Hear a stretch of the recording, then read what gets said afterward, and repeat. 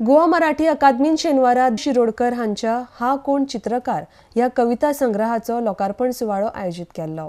RDX Goa खातीर फोंडेच्यान महेंद्र गांवकार।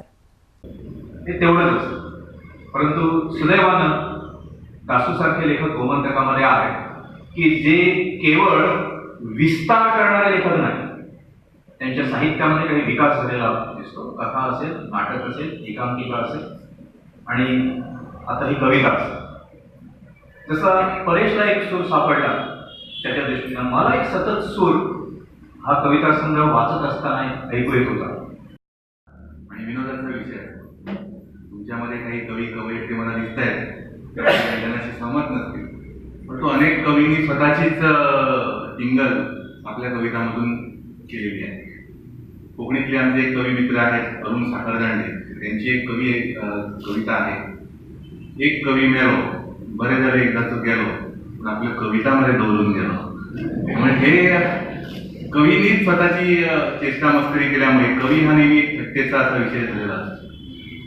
मी असं असताना दासू शिरोडकर त्यांच्यासारखा एक मान्यवर लेखक जो त्यांनी आता सांगितलं की 20 वर्ष साहित्य साधना केल्यानंतर नाटक, एकांकिका, आत्मकथन सगळे वाङ्मय प्रकार हाताळल्यानंतर वयाच्या या टप्प्यावरती कवितेकडे का वळला हा प्रश्न माझ्या मनामध्ये पहिला आला, आपल्या मनामध्ये तो आलेला असेल। पण तो हरकत नाही। रवींद्रनाथ टागोर असं म्हणतात की वयाच्या 60व्या वर्षी चित्रकलेकडे वळलेले होते।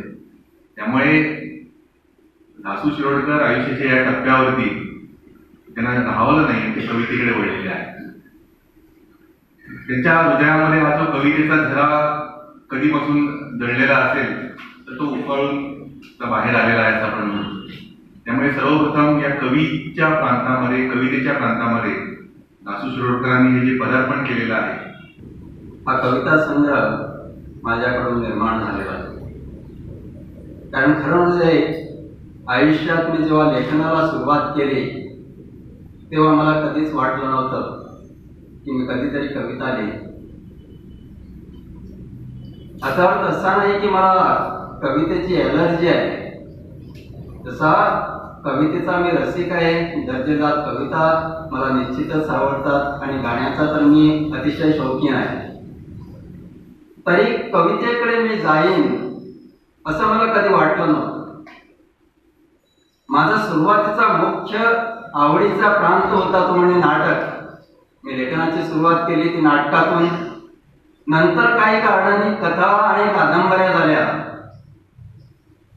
आत्मवृत्त येईल, काही कारणाने मला लिहावं असं वाटलं, तेही लिहून झालं।